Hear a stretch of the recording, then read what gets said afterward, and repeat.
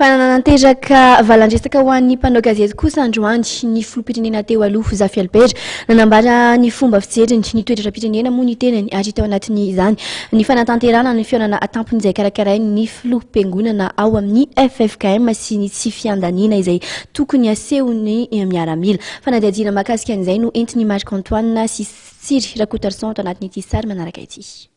Eto Antananarivo ihany no tokony hanatanterahana amin'ny fihaonana tampony izay heverin'ny filoham-piangonana ho tanterahana eo amin'ireo filoham-pirenena teo aloha telo mirahalahy sy ny filohan'ny tetezamita ankehitriny hoy ny profesora Zafy Albert raha niresaka tamin'ny mpanao gazety androany maraina teny Mongote andrefana Ambojanahary.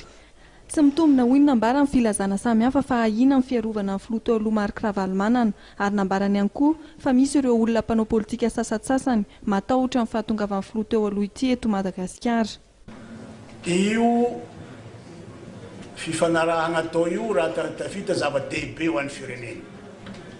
Kapitaly ny tokony hanaovana an'izany fa tsy any amin'ny district na any amin'ny commune. Raha miakatra eto Ravalomanana tsy ho voatana ireo mpomasa. Tsy ho voatana. Trouble ary fanjakana tsy eo tsy andeha hitifitra mon'olontsolo ka leo pour prévenir tsy tonga eto izy.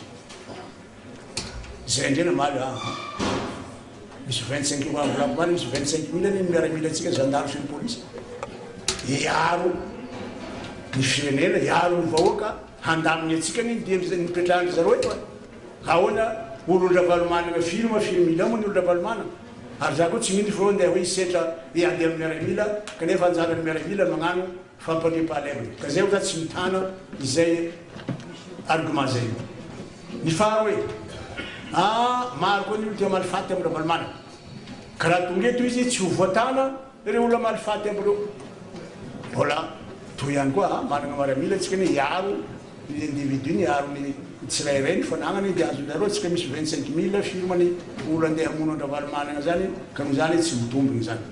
Ny fiandanian'ny miaramila no anisan'ny notsindrin'ny profesora Zafy Albert nandritra ny fampiresahany tamin'ny mpanao gazety. Tokony andrainy andraiky ny miaramila amin'ny famahanany krizy eto amin'ny firenena hoy ny teniny toy izay mitranga amin'ny firenena rehetra manana miaramila matanjaka. Nasiany teny ihany koa ny mahakasika ny iraka ataon'ny vondrona iraisam-pirenena eto Madagasikara.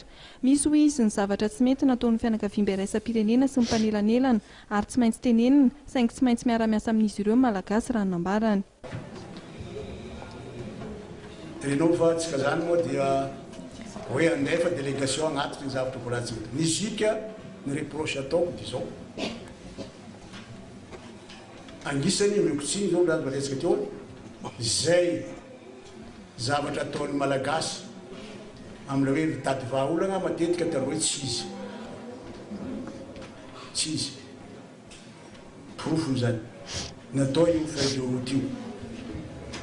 Zahay ngamba fa niangaviana 1 heure 2 heures vao nagneky nagnano ny feuille de sonné feuille de route. Ino miantona rehefa namaky an'io tsy izy ty misy raha tsy mety. Misy raha tsy mety. Tsy nandeha tany ndre matoroko tovahiny tsy nandeha tany zay fa tety an-tragno ny namagna nandeha tany.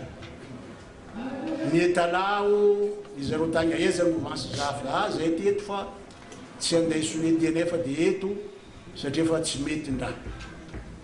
Ndre mato franchement ny volume niraka tany monsieur Manso monsieur Manoro tala hoe raha tsy miditra ny mouvance Zafy anila raha mandehana amin'za président Zafy